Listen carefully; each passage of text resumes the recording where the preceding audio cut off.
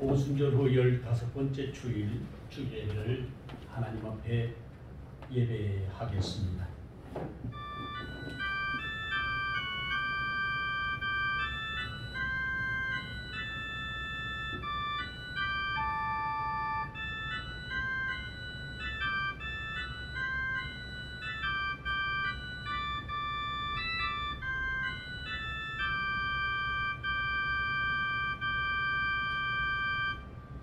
여호와는 위대하시니 우리 하나님의 성 거룩한 산에서 극진히 찬양받으시리로다. 터가 높고 아름다워 온 세계가 즐거워하며 큰 왕의 성 곧 북방에 있는 시온산이 그러하도다. 아멘. 거룩하시고 자비로우신 아버지 하나님, 복되고 아름다운 날, 이래되는 첫날을 구별하여 저희에게 하나님 앞에 무릎을 연하게 하시고 예배할 수 있는 은총을 허락하여 주시니 진심으로 감사를 드리옵나이다. 선하신 사랑과 은혜가 우리 가운데 넘쳐나게 하여 주시되 가정마다 흩어져서 비대면으로 예배할 때에 성령께서 하나 되게 하시고 우리의 마음을 붙들어 주셔서 하나님의 백성으로 부족함이 없게 하시고 거룩한 주의 영광을 드러내도록 은총을 더하여 주시옵소서. 예배할 때 성령께서 우리 가운데 운행하여 함께 주께만 영광되게 하여 주실 줄 믿사옵고 예수 그리스도의 이름으로 기원하옵나이다. 아멘. 찬송가 218장 찬송하겠습니다.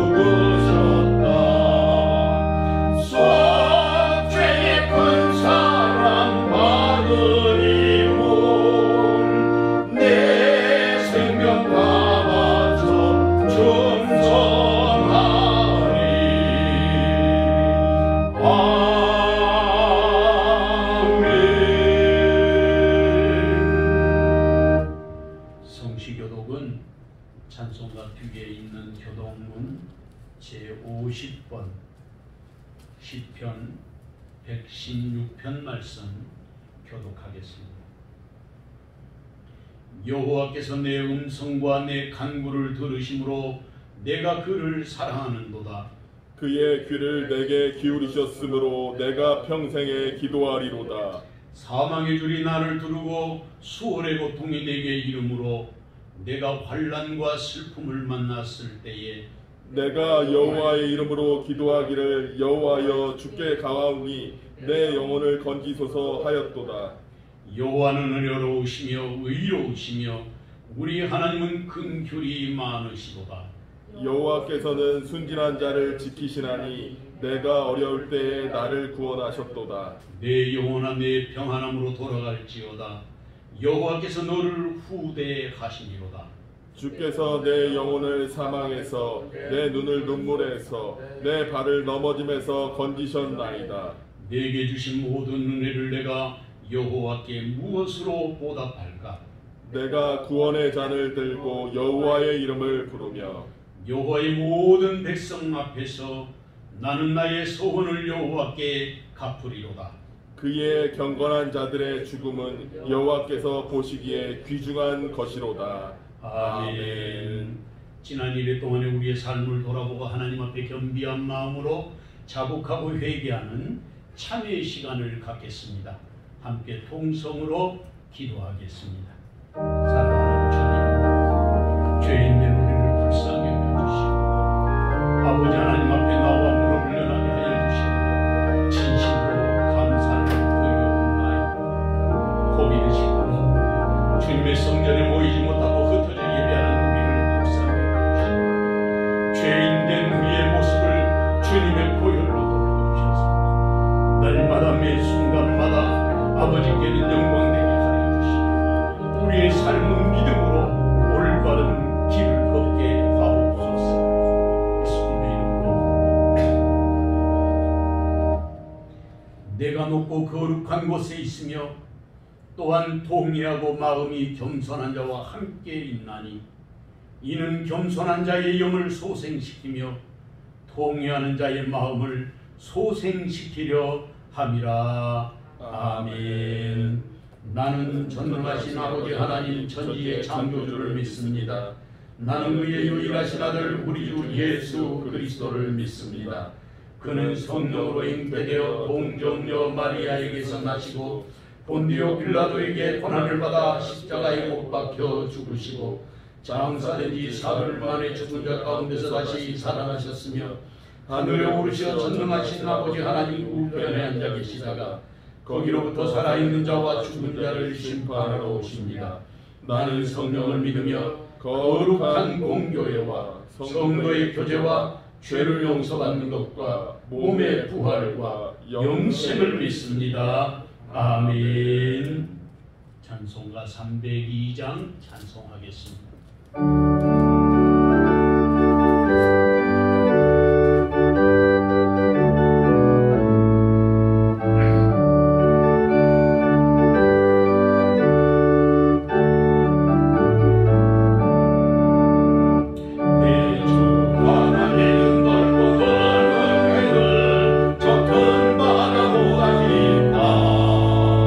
너보다 주를 끌러 깊은 데로 저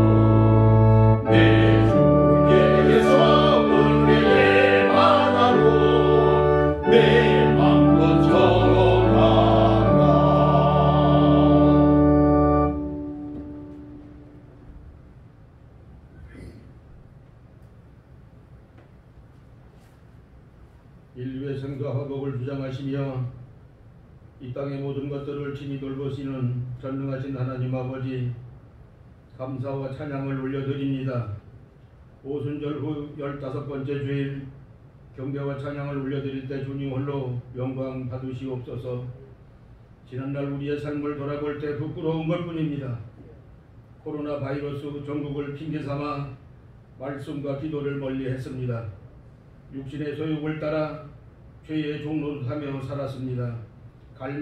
갈멜산에 불로 임하신 하나님 아버지, 저희 심령에 성령의 불을 내리시사 회개에 합당한 열매를 맺도록 인도하시고 반복적으로 짓던 모든 죄로부터 자유함을 얻게 하옵소서.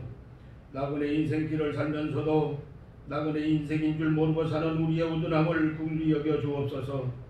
이제 마음을 새롭게 함으로 변화받아 주의 선하시고 온전하신 뜻을 분별하게 하옵소서.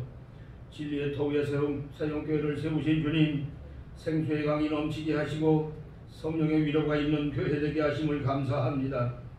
이 시대를 구원할 사명을 교회에 주셨사오니 모든 성도들의 입을 통하여 그리스도의 복음이 만방에 선포되게 하시고 열심히 모이는 교회 되게 하시고 흩어지는 교회 되게 하셔서 세상의 소금이여 빛으로서 제맛을 내고 제빛을 밝게 비추는 주님의 도구로 삼아 주시옵소서.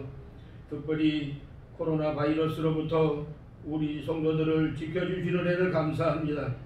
이전보다 더 굳센 믿음을 주옵소서. 교회 안에 세운 각 기관과 부서들 부흥하게 하시고 우리 청소년들에게 다니엘과 같이 어떤 상황에서도 하나님만 섬기는 큰 믿음을 주시고 사단의 공격으로부터 능히 이기게 하시고 깨끗하고 순결한 주의 자녀로 평생 쓰임받게 하옵소서. 불기둥과 구름기둥으로 이스라엘을 인도하신 하나님, 니느웨 성같이 또한 소돔과 고모라같이 죄악이 만연해 있는 이 나라를 긍휼히 여겨 주옵소서. 폐허 가운데서 경제 대국으로 이 나라를 인도하셨지만 감사하지 못하고 분열의 정치로 이끄는 위정자들을 회개하게 하소서. 공법이 하수같이 흐르게 하옵소서. 눈에 보이지 않는 바이러스로 인해 온 인류가 혼란한 가운데 있습니다. 긍휼히 여겨주셔서 위의 것을 찾는 모든 인류가 되게 하옵소서. 하나님께서는 온역을 통해 우리 인생들로 하여금 얼마나 나약하고 무능한 존재인지를 알게 하셨습니다. 우리가 사망의 줄과 음부의 고통에 둘러싸이고 환난과 슬픔을 만났을 때 좌절하거나 낙담하지 않게 하시고 예수 그리스도의 권세 있는 이름을 의지하여 하나님 아버지께 간절히 기도하게 하옵소서. 알파와 오메가 되시는 하나님, 바이러스가 속히 소멸되게 하셔서 이 땅의 교회에 예배가 회복되게 하시고 경제가 살아나게 하시며 먼저 이 민족이 사랑으로 하나 되게 하옵소서. 코로나 방역을 위해 밤낮으로 땀 흘리며 애쓰는 의사와 간호사들에게도 은총을 베풀어 주옵소서. 이제 말씀을 사모합니다. 산에 세우신 사자 목사님에게 성령 충만함과 영육간의 강건함 허락하옵소서. 목사님에게 잠자는 영혼을 깨우고 죽은 영혼을 살리기 위하여 예언자적 소명을 주셨사오니 주님 뜻대로 목양하게 하셔서 주의 나라가 확장되게 하옵소서. 말씀을 선포하실 때 저희들에게 들을 수 있는 귀를 열어주셔서 성령이 교회들에게 하시는 말씀을 듣고 순종할 수 있도록 은혜를 베풀어 주옵소서. 이 예배를 통하여 땅의 매인 삶이 아닌 하늘에 속한 사람이 되게 하시며 모든 성도들이 평안에 매는 줄로 성령이 하나 되게 하신 것을 힘써 지켜 우리 교회의 진정한 부흥의 역사가 일어나게 하옵소서. 오늘 이 예배에 참석하지 못한 사랑하는 교우들을 기억하여 주옵소서. 해외에 있는 성도들 지켜주시고 육신의 연약함으로 고통받는 성도들 친히 안수하시사 속히 회복되게 하셔서 모든 일상이 정상으로 회복되게 하옵소서. 모든 성도들에게 동일한 은혜를 내려 주옵소서. 감사드리며 예수 그리스도 귀하신 이름을 위하여 기도드립니다. 아멘.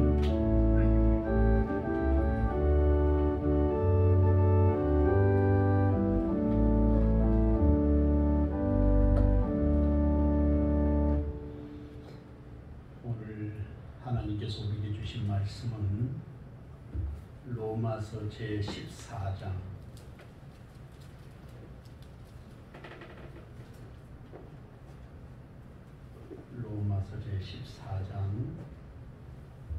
1절 말씀부터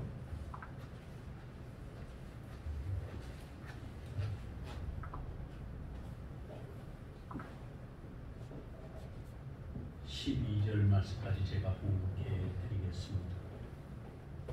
로마서 제14장 1절 말씀부터 12절 말씀까지 공독해 드리겠습니다. 믿음이 연약한 자를 너희가 받되 그의 의견을 비판하지 말라.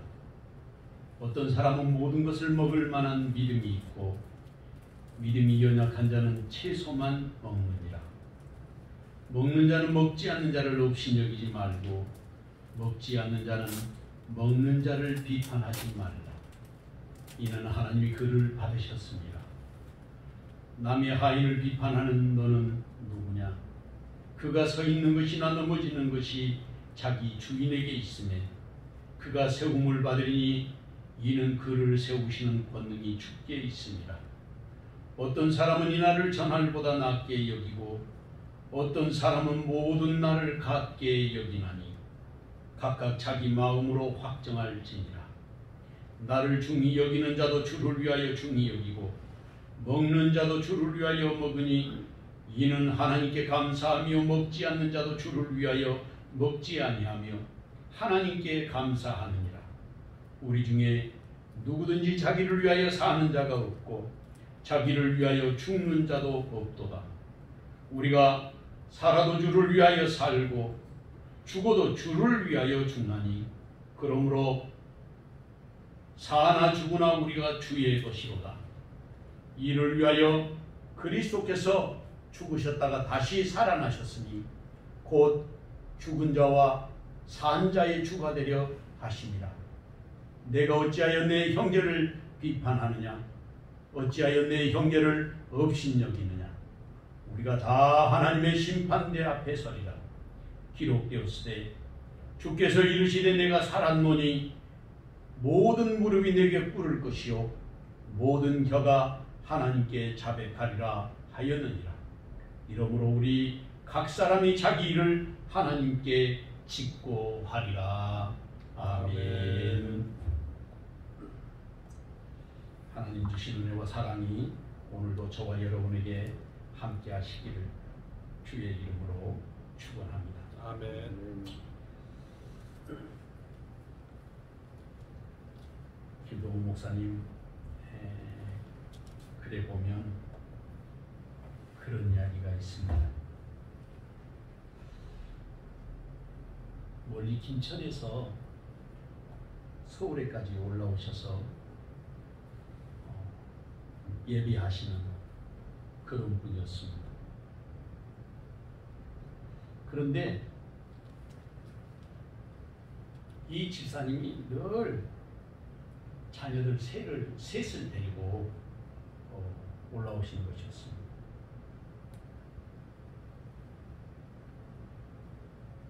그래서 이 목사님이 마음속에 너무 감사하기도 하지만 김천에서 서울이니까 그게 얼마나 멀어요. 그래서 목사님 마음속으로 가까운 교회에 나가시도록 권면해야 되겠다. 그런 생각을 가졌습니다. 그런데 김천의 어느 교회에 부흥회가 있어서 부흥회를 가셨어요. 목사님이 부흥회에 오신다는 소식을 듣고 이 집사님이 목사님을 예배 마치고 찾아오셨습니다. 그래서 목사님에게 그렇게 말씀하십니다.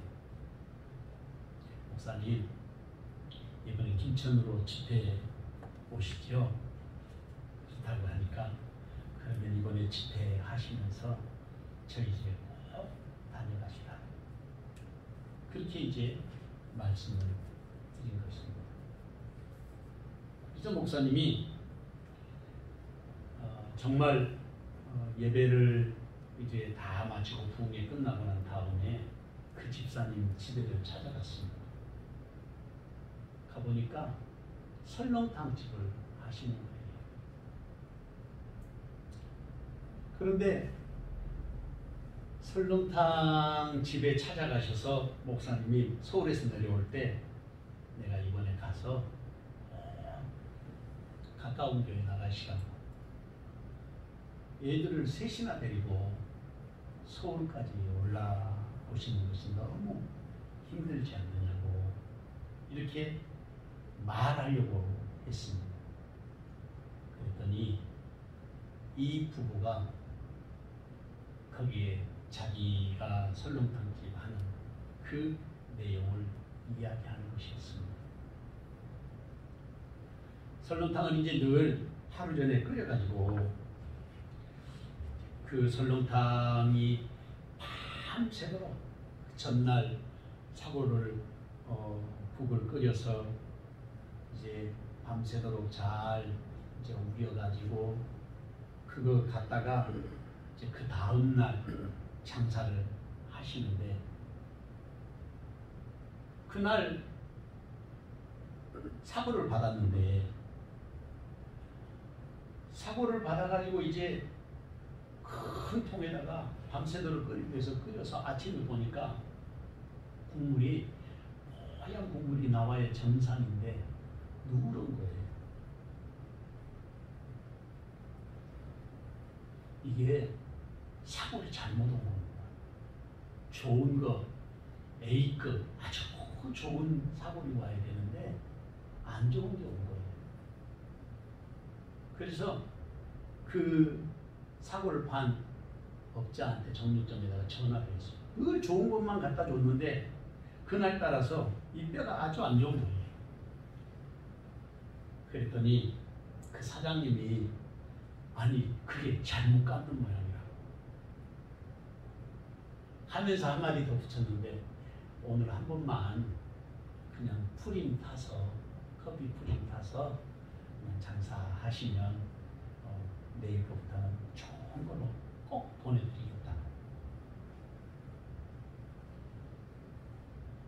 그 집사님 네 분이 장사를 했겠습니까? 안 했겠습니까?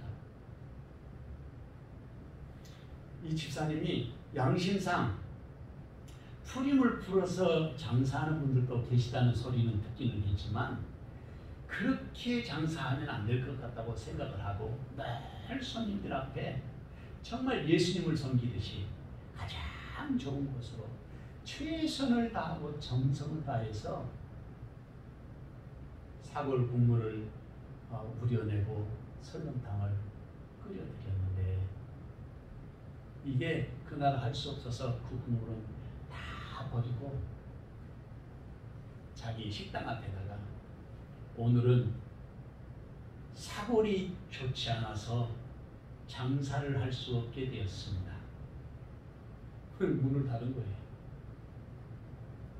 그랬는데 하루 장사를 못했는데 그것이 기회가 돼서 그랬던지 입소문으로 소문에 꼬리를 물고는 그 집이 유명해지게 돼서 엄청난 부자가 됐다고 합니다. 이 집사님 네 분이 생각하는 것은 늘 사람들을 하나님 대하듯이 주님 대하듯이 내가 해야 되겠다 그런 마음으로 했기 때문에 하나님이 거기에 복을 주신 것입니다.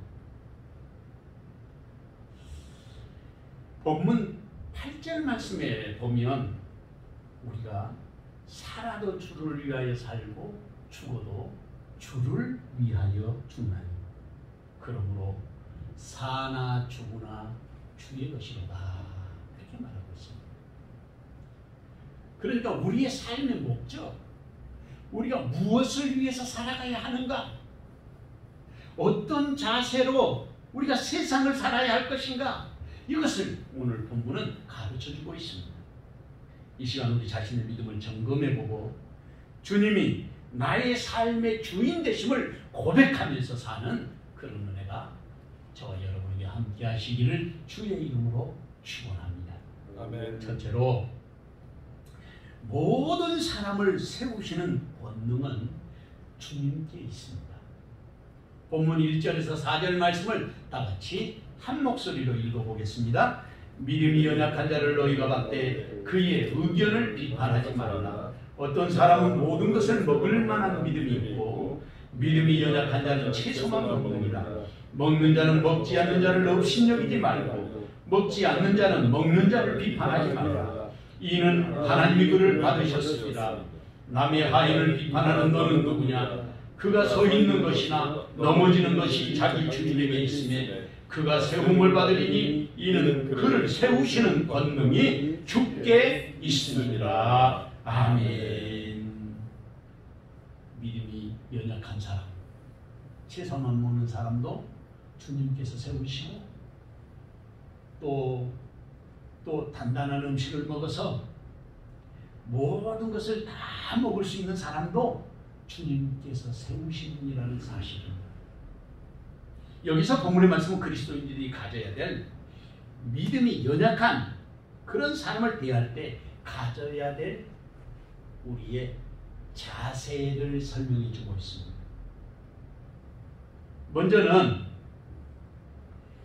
먼저 믿어서 성숙한 그리스도인들에게 그렇게 고면하고 있는데 믿음이 연약한 자를 너희가 봤되 그 의견을 비판하지 말라. 그렇게 말했습니다. 이것이 첫 번째 성숙한 그리스도인들이 가져야 될 자세입니다. 예수님을 이해하지 못하고 교회를 이해하지 못해도 그것을 비판하지 말고 그냥 있는 그대로 받아라. 그것이 주님이 우리에게 가르쳐 주시는 연약한 믿음을 가진 사람, 좀 더 쉽게 말하면 새신자를 대할 수 있는 그리스도인들의 삶의 자세. 요즘으로 말하면 상담학적으로 우리가 상담을 할 때 그 사람을 있는 그대로 받아라. 있는 그대로를 인정하라는 것입니다. 이것을 믿음이 연약한 자 그러는데 아스테네오 그렇게 본문에서는 말하고 있는데 사전적 의미로는 힘이 없고 허약한 체질, 이런 사람을 아스테네오라고 부릅니다. 그러니까 영적으로 허약하고 믿음도 연약하고 신앙적인 기초도 없고 그런 사람들을 있는 그대로 받아야지 그걸 비난하지 말고 비판하지 말아라. 그런 의미로 오늘 본문은 말씀하고 있습니다. 그러니까 이런 연약한 믿음의 삶을 거부하지 말라고 하는 그런 말씀입니다. 그런 사람의 의견도 비판하지 말고 품어라. 가슴으로 품어야 될 것을 말씀하고 있습니다. 여기에서 연약한 사람을 받는다 하는 말을 프로스 남바네스테라 그랬는데 이 어법을 분석해 보면 우리말에는 없는데 아주 중간태로 쓰이기는 수동태로 쓰였는데 해석할 때는 이거를 능동태로 해석하는 거예요. 그러니까 내가 받는 것이 아니라 내가 그렇게 살아야 될 것이다 하고 지금 말씀하고 있는 내용이에요. 이게 헬라어에서만 나오는 그런 아주 특수한 어법인데 이것을 다시 해석하면 성숙한 그리스도인들은 적극적으로 그런 사람들을 가슴에 품어주고 그리고 받아들여주는 그런 믿음의 자세를 가져야 한다는 것입니다. 믿음이 연약한 사람을 비난하거나 비판하지 말고 도리어 자신이 주동이 돼서 수용하고 받아들이라는 것입니다. 이것을 다시 설명하면 있는 그대로를 인정하라. 그런 뜻이에요. 지난 몇 주 동안 우리 전도사님하고 둘이서 교회에 격리돼 가지고 라면도 끓여 먹고 밥도 해 먹고 했는데 주방에 냄비를 이제 알게 됐어요. 작은 냄비, 큰 냄비 여러 가지가 있는데 딱 1인분만 끓일 수 있는 냄비가 있어요.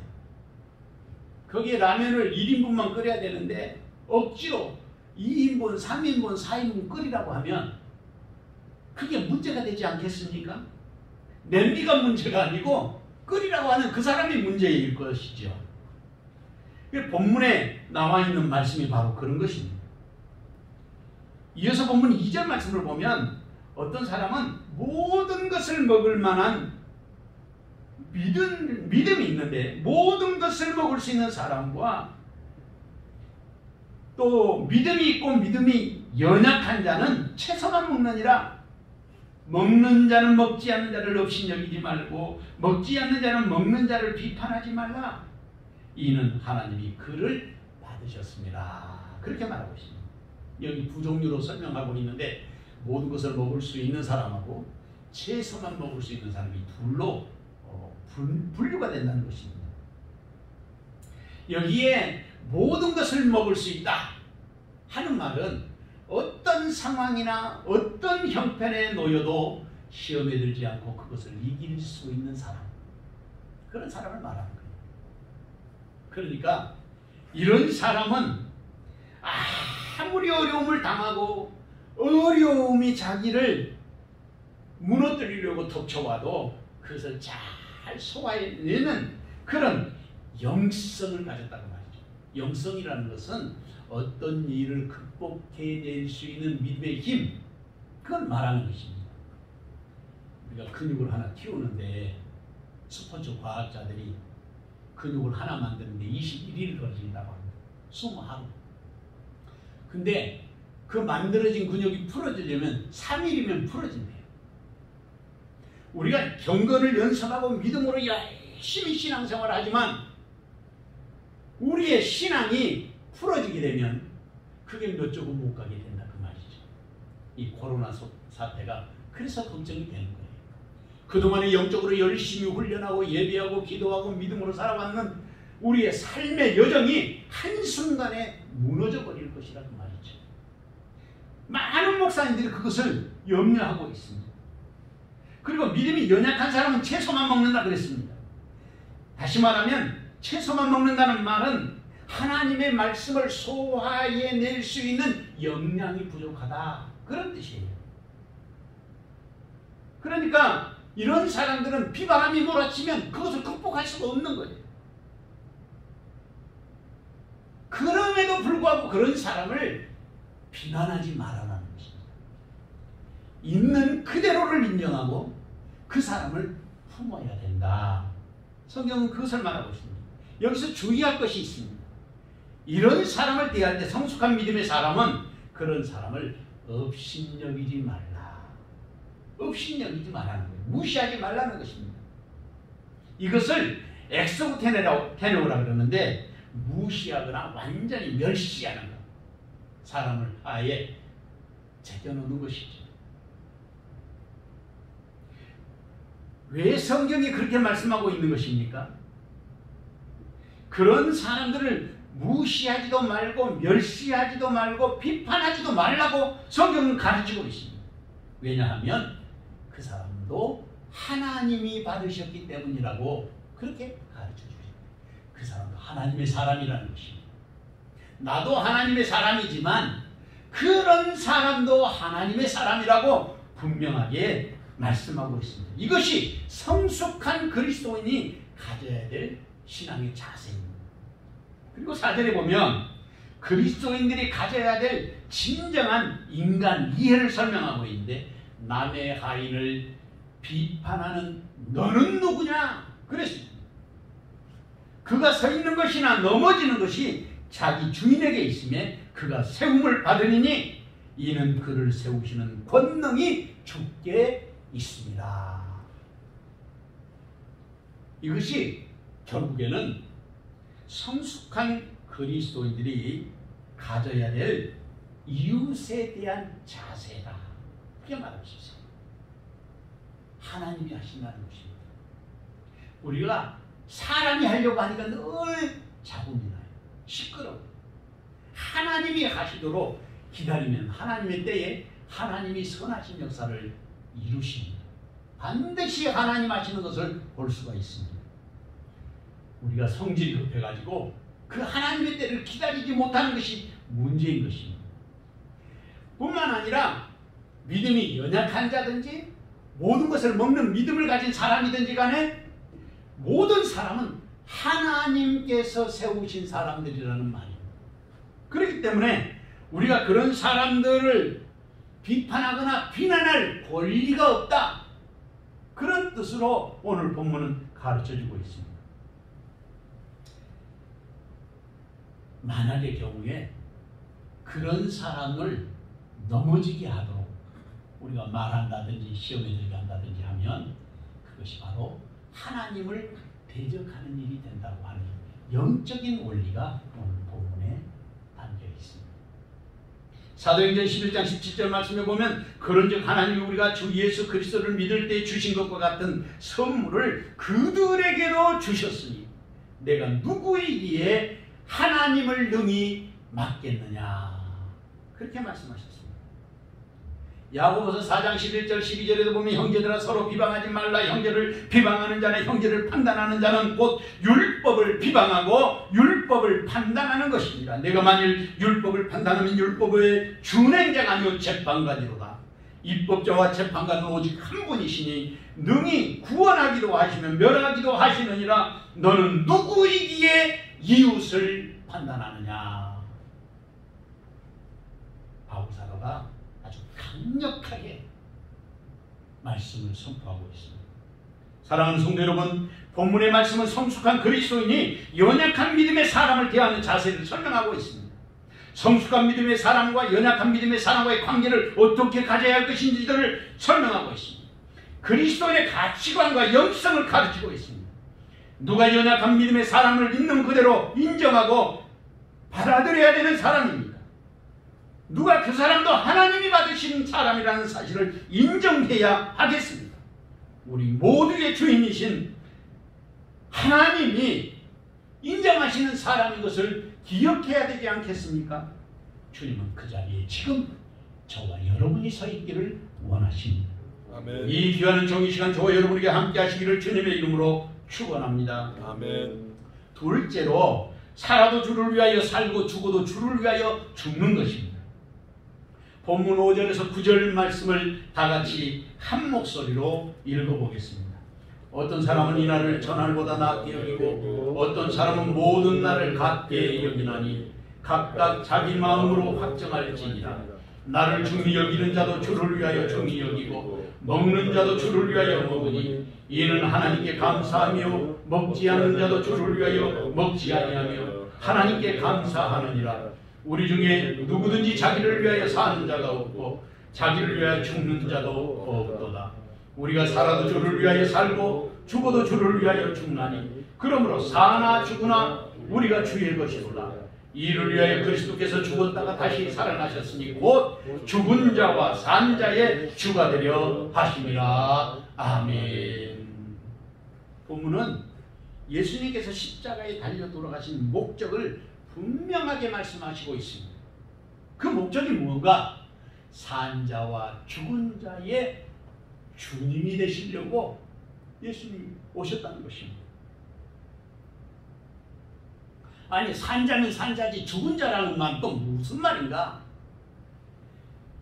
산자라는 말은 지금 예수를 믿고 앞으로 예수 믿을 모든 사람을 말하는 것입니다. 주님 오시는 그때까지. 그리고 죽은 자가 그러면 어떻게 예수님을 주로 섬길 수 있겠습니까? 그것은 과거에 믿음 안에 살고 약속 안에 살았던 모든 성도들을 지칭하는 말씀입니다. 그러니까 우리는 사나 죽으나 모두가 다 하나님 앞에 다시 살 것을 성경은 전제하고 있기 때문에 산 자나 죽은 자의 주가 되려 하심이라고 예수님의 오신 목적을 그렇게 말씀하고 계시는 것입니다. 저는 여기서 그런 생각이 들었습니다. 왜 하나님은 그렇게도 우리를 사랑하지 못해서 몸부림치시는 것일까? 독생 성자 아들을 십자가에 달려 돌아가시게 하기까지 하면서 우리를 사랑하셔야만 했을까? 하나님 앞에 우리가 그렇게도 사랑스러운 존재인가 하는 그런 생각만입니다. 아버지는 자신이 가장 사랑하는 아들 독생자 예수님을 보내주셔서 세상을 구원하시고 그렇게 사랑을 쏟으시면서 처음 그 사랑을 회복하시려는 엄청난 구원의 사역을 계획하셨습니다. 천사도 아닌 것이 그렇다고 짐승도 아닌 것이 하나님의 형상을 닮았다는 그 사실 때문에 하나님은 우리를 사랑하신 것입니다. 이 말씀은 온 우주 만물 가운데 하나님을 닮은 자는 오직 우리밖에 없다는 것입니다. 우리가 우리 자녀들을 사랑하는 것이 닮았기 때문에 더 사랑이 가는 것 아니겠어요? 하나님을 우리가 닮았기 때문에 하나님이 우리를 사랑하시는 것입니다. 정말 신기하고 놀랍지 않습니까? 저는 말씀을 읽을 때마다 신기하기만 합니다. 그러면서도 나는 시간과 공간 그리고 물질의 세계에 갇혀 사는 유한한 존재이면서도 영원한 하나님을 사모하며 살아가도록 하나님 우리를 그렇게 만들어 놓으셨습니다. 이것을 전도서 3장 11절 말씀에는 그렇게 말하고 있습니다. 하나님이 모든 것을 지으시되 때를 따라 아름답게 하셔도 또 사람들에게는 영원을 사모하는 마음을 주셨느니라. 그러나 하나님이 하시는 일의 시종을 사람으로 측량할 수 없게 하셨도다. 그렇게 말했습니다. 시간과 공간에 갇혀 살고 3차원의 세계, 물질의 세계에 갇혀 살면서도 영원한 나라를 사모하는 마음을 우리에게 주셨다는 것입니다.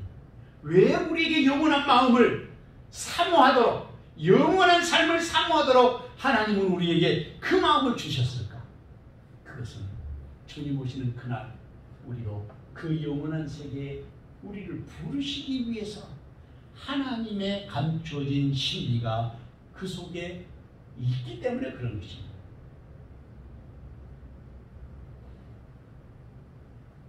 그래서 하나님이 우리를 그렇게 사랑하신 것입니다. 뿐만 아니라 사랑하는 것에서 나아가 더 영원하고 완전한 아버지의 나라로 우리를 초대하시기 위한 계획이 거기에 있었던 것입니다. 이것이 예수 믿는 그리스도인에게 축복이요 한없는 하나님의 은총이 아니겠습니까? 예수 본문 5절 이하의 말씀을 보면 어떤 사람은 이 날을 저날보다 낫게 여기고 어떤 사람은 모든 날을 같게 여기나니 각각 자기 마음으로 확정할지니라. 나를 중히 여기는 자도 주를 위하여 중히 여기고 먹는 자도 주를 위하여 먹으니 이는 하나님께 감사하며 먹지 않는 자도 주를 위하여 먹지 아니하며 하나님께 감사하느니라. 이 말씀을 정리해서 주제를 정하라고 한다면 주를 위하여 그렇게 정할 수 있어요. 주제나 제목도 역시 주를 위하여 이렇게 정할 수 있을 거라고 말이죠. 이게 바로 그리스도인의 삶의 목적입니다. 그리고 본문 7절 이하에서 그렇게 말하고 있습니다. 우리 중에 누구든지 자기를 위하여 사는 자가 없고 자기를 위하여 죽는 자도 없도다. 우리가 살아도 주를 위하여 살고 죽어도 주를 위하여 죽나니 그러므로 사나 죽으나 우리가 주의 것이로다. 그렇게 말하고 있습니다. 구슬이 서말이라도 꿰어야 보배라고 우리의 삶을 예수님으로 꿰어야 그것이 보배가 되는 것입니다. 주를 위하여 살아도 주를 위하여 죽어도 주를 위하여 우리가 하는 모든 것이 주를 위하는 삶이어야만 그것이 정말 가치를 발휘하고 진가를 나타낼 수 있는 것이 된다 그 말입니다. 그러니까 우리의 삶의 핵심은 바로 여기 있습니다. 다른 것은 중요하지 않습니다. 예수님을 위한 것이 중요한 것입니다. 우리가 생각하기를 모든 것이 자기를 위해서 사는 줄 알아요. 내가 오늘 하루 일하는 것도 나를 위해서 살고 내가 또 일하는 모든 것들이 나를 위하여 살고 내가 공부하는 것도 내가 나를 위하여 사는 것으로 생각하는데 그런 것은 없다는 거예요. 성경은 그렇게 말하고 있어요. 성경이 말씀하시기를 누구든지 자기를 위해서 사는 자가 없다는 거예요. 내가 직장에 가서 일하는 것도 그렇고 내가 세상에 나가서 사업하는 것도 그렇고 내가 사람들과 교제하는 것도 그렇고 자기를 위하여 사는 자는 아무도 없다는 거예요. 그게 내가 나를 위해서 사는 줄 알았는데 제가 말씀을 주면서 무릎을 쳤어요. 아 그렇구나. 하나님은 우리를 하나님을 위해서 살도록 부르고 계시는 것입니다. 누구든지 자기를 위해서 사는 자가 없다는 거예요. 더 놀라운 사실은 사나 죽으나 주님의 것이라는 것입니다. 이 말씀의 이야기는 우리의 모든 삶이 작은 일에서부터 큰 일에 이르기까지 다 주님을 위한 것이어야 한다는 거예요. 이 말씀을 통해서 우리가 배울 수 있는 영적인 교훈이 있습니다. 첫째는 우리가 살아가는 데 있어서 하루하루 살아가는 날들이 주님 안에서 중요하다. 하루하루의 삶이 중요하다는 거예요. 두 번째는 우리가 먹는 것까지도 주님을 위한 것이라고 말하고 있습니다. 세상 살아가는 동안에 우리의 모든 것이 주님을 위한 것이라고 했습니다. 다시 보면 8절 말씀을 보면 우리가 살아도 주를 위하여 살고 죽어도 주를 위하여 죽나니 그러므로 사나 죽으나 주의 것이로다라고 말하고 있습니다. 자신에게 질문해보지 않으시겠습니까? 정말 그렇게 생각하며 살고 있냐고 말이죠. 오늘 하루를 사는 나의 삶이 주님의 것이었습니까? 내가 어디에서 누구와 만나는가 하는 것이 중요한 것이 아니라 그것을 통해서 주님이 나와 동행하시는 임마누엘의 삶을 살아야 그 사람이 진정한 그리스도인인 것입니다. 왜냐하면 그것을 통해서 나의 영원한 삶이 열려지고 영원한 생명의 부요함이 준비되기 때문입니다. 그래서 9절 말씀은 그렇게 말하고 있어요. 이를 위하여 그리스도께서 죽었다가 다시 살아나셨습니다. 곧 죽은 자와 산 자의 주가 되려 하십니다. 예수님이 우리를 부르신 목적이 뭐냐? 예수님이 십자가에 달려 돌아가신 그 가장 핵심적인 목적이 무엇이냐면 바로 우리의 주인이 되시는 것입니다.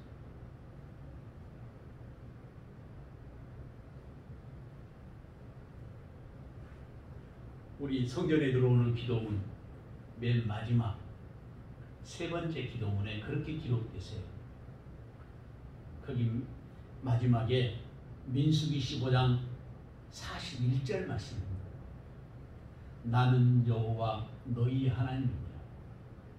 나는 너희의 하나님이 되려고 너희를 애굽 땅에서 불러내었느니라. 나는 여호와 너희의 하나님이니라. 하나님 그렇게 반복해서 말씀하셨어요. 나는 너희의 하나님이 되려고 너희를 애굽 땅에서 불러내셨다는 것입니다.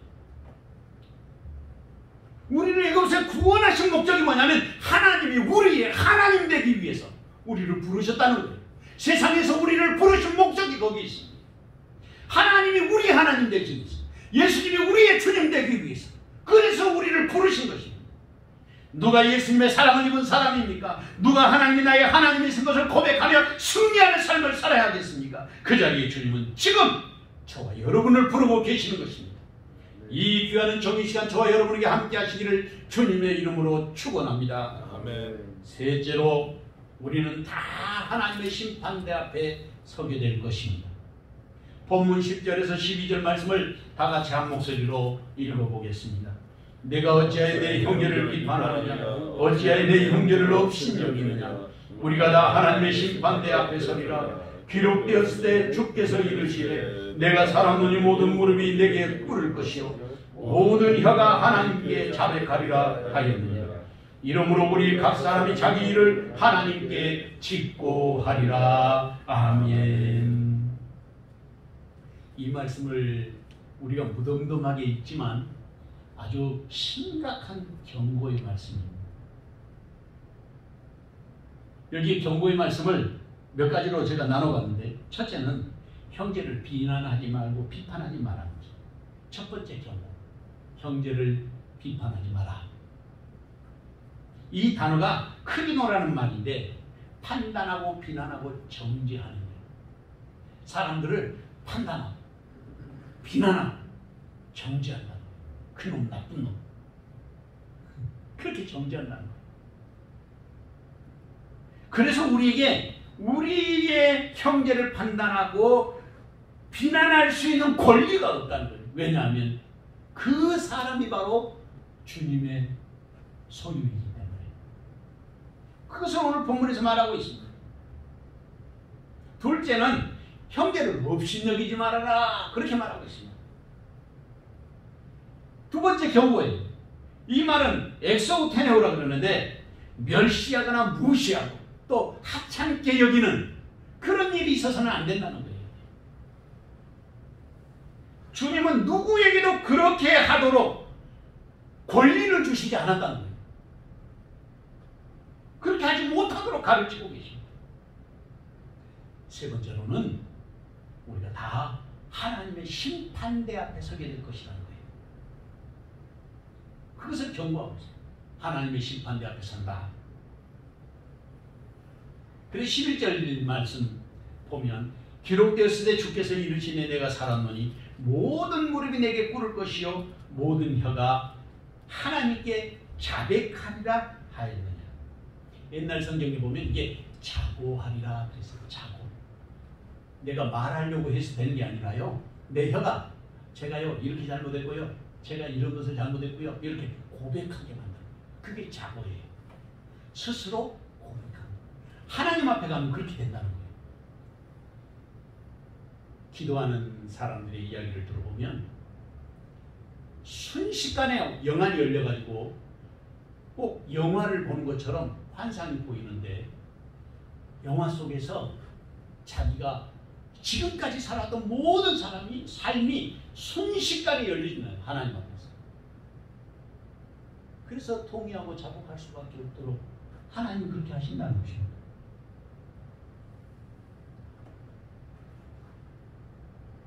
주님은 그래서 여기에 그렇게 말합니다. 첫째는 내가 살았노라. 하나님이 살아계신 하나님이라는 거예요. 이것을 자오라 그러는데 그냥 살아있는 존재가 아니라 살아서 역사하시는 창조주 하나님, 거룩하신 하나님을 나타내는 거예요. 거룩하심 앞에 서면 어떻게 되느냐? 우리 몸이 아주 경직되어서 마치 이사야서 6장에 나오는 이사야의 고백과 같은 고백을 하지 않을 수 없게 되는 거예요. 가슴을 치고 통곡하고 회개하고 화로가 나여 죽게 되었도다. 이 상황의 몸에서 누가 나를 건져내려? 절망 속에 있는 나를 발견하게 되는 것입니다. 그때부터 우리의 신앙은 시작되는 거예요. 그때부터.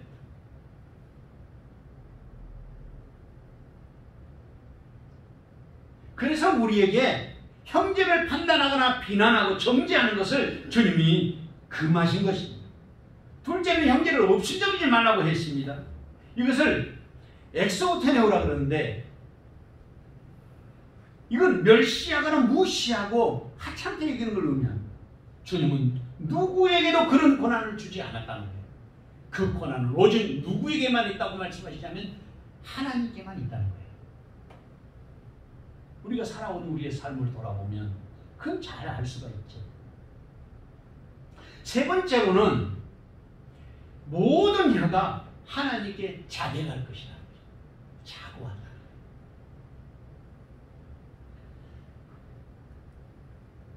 내가 하고 싶다고 하고 하고 싶지 않다고 해서 하지 않는 것이 아니라 하나님 앞에서는 그 거룩하심 앞에서 그냥 자동적으로 고백하게 돼 있다. 이것이 하나님의 심판대 앞에 섰을 때 일어날 일들입니다. 죄를 지은 자들은 자신이 지은 죄대로 자신이 헌신한 상급을 받을 만한 일이 있다면 그 헌신하는 대로 그렇게 고백하게 될 것입니다. 그래서 본문 12절 말씀에서 이러므로 우리 각 사람이 자기 일을 하나님께 직고하리라.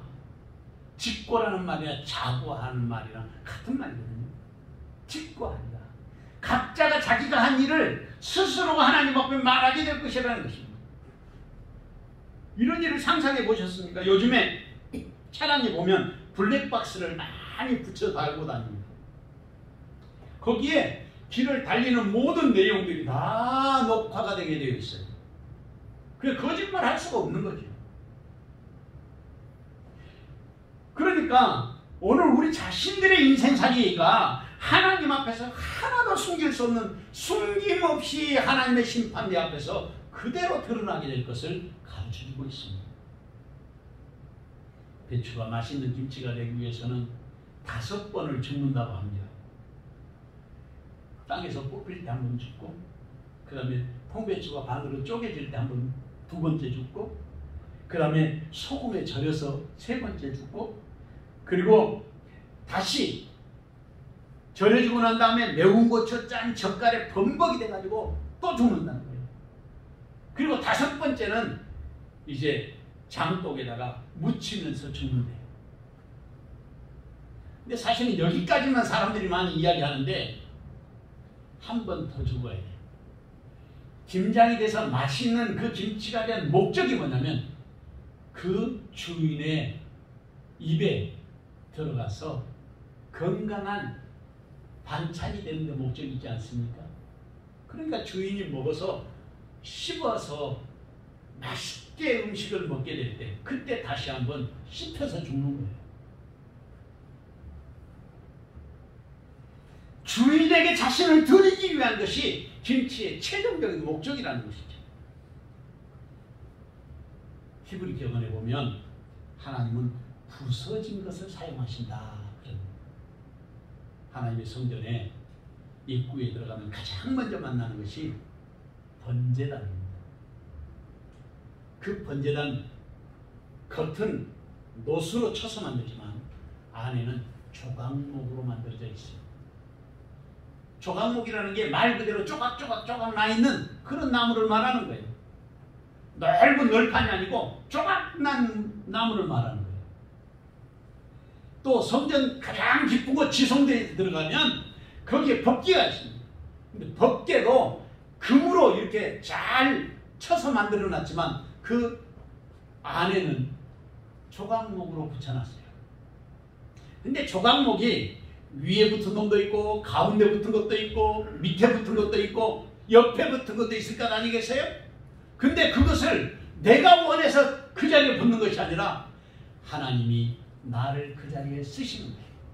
나를 위에도 붙이시고 아래도 붙이시고 옆에도 붙이실 수 있다 그 말이죠.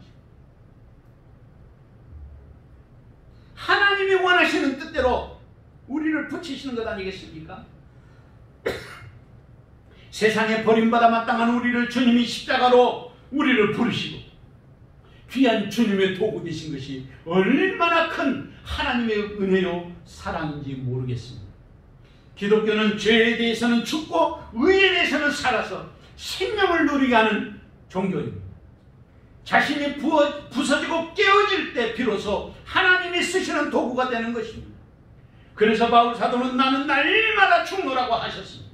한 번만 깨어지는 것이 아닙니다. 한 번만 부서지는 것이 아닙니다. 날마다 죽어지고 날마다 부서지고 날마다 깨어져야 주님의 제자로 살아갈 수 있는 것입니다. 내가 죽어야 예수님이 역사하시고 내가 죽어야 주님의 영광이 드러나고 내가 죽어야 주님의 교회가 하나님의 크신 사랑으로 하나 되게 되는 것입니다. 이사야 45장 22절에 25절 말씀을 보면 땅의 모든 끝이여 내게로 돌이켜 구원을 받으라. 나는 하나님이라 다른 이가 없느니라. 내가 나를 두고 맹세하기를 내 입에서 공의로운 말이 나갔은즉 돌아오지 아니하나니 내게 모든 무릎이 꿇겠고 모든 혀가 맹세하리라 하였노라. 내게 대한 어떤 자의 말에 공의와 힘은 여호와께만 있나이. 사람이 그에게로 나아갈 것이라. 무릇 그에게 노하는 자는 부끄러움을 당하리라. 그러나 이스라엘 자손은 다 여호와로 말미암아 의롭다 함을 얻고 자랑하리라 하느니라. 아멘. 사랑하는 성도 여러분, 주님은 지금도 사나 죽으나 주님의 것으로 살아가는 하나님의 사람을 찾으십니다. 그 사람이 진정한 주님의 제자로 살아갈 수 있기 때문입니다. 누가 사나 죽으나 주를 위해서 사는 사람이 되어야 하겠습니까? 누가 하나님의 권능을 알고 주님 앞에 서야 하겠습니까? 마지막 때에 누구나 하나님의 심판대 앞에 선다는 사실을 깨닫고 형제를 사랑하는 사람이 되어야 하겠습니다. 주님은 그 자리에 지금 저와 여러분을 부르고 계십니다. 이주하는 종이 저와 여러분에게 함께 하시기를 주님의 이름으로 축원합니다. 아멘. 사랑하는 주님, 주의 은혜와 사랑을 감사합니다. 사나 죽으나 주의 것임을 고백하오니 주님 홀로 영광을 받아 주시옵소서. 이 제단은 주님의 제자로 충만하게 하시고 주의 영광을 드러내는 참믿음의 사람들로 가득하게 하옵소서. 예수님의 이름으로 기도하옵나이다. 아멘. 찬송가 325장 찬송하겠습니다.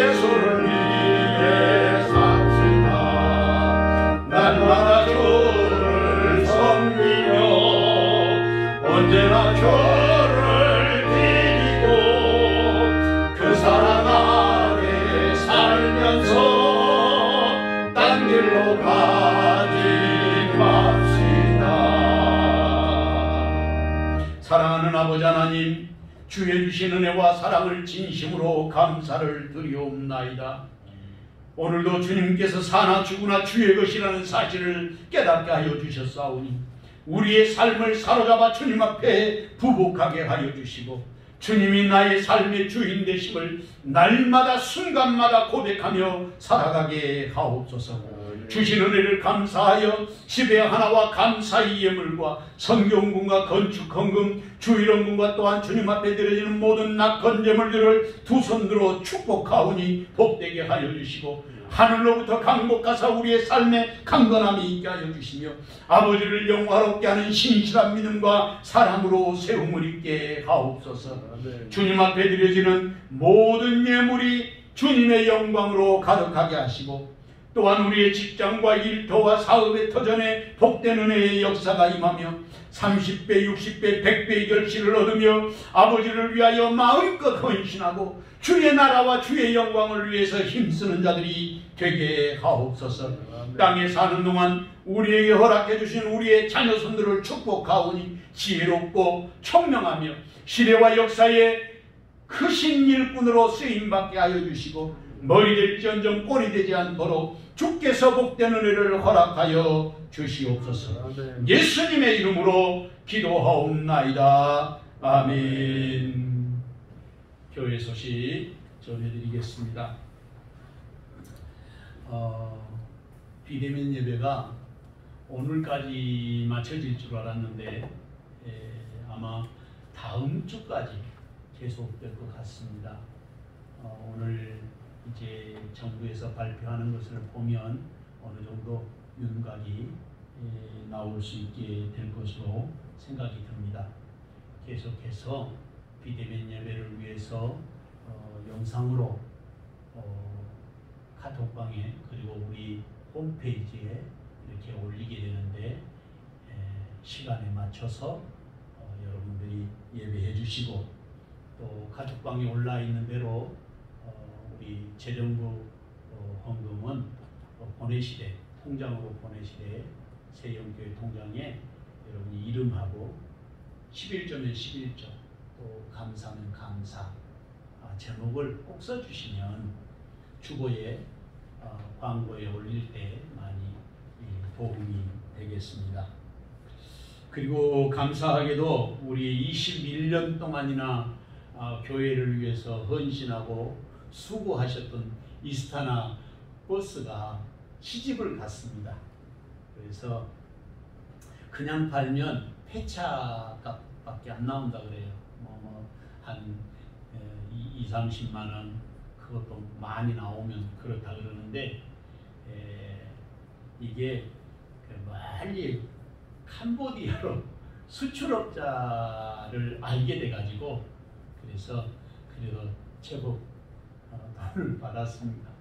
그래서 그 돈하고 이제 얼마 안 되지만 우리 장로님들이 또 헌금해 주셔서 돈하고 이렇게 교회에 있는 재정합 합해서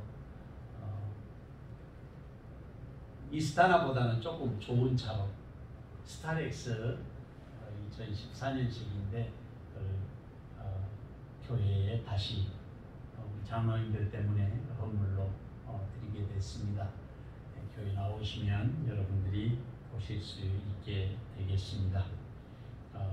그 외에 우리 성경 공부 계속해서 나가고 있는데, 이번 주에는 이식과 소그룹에 집중하라.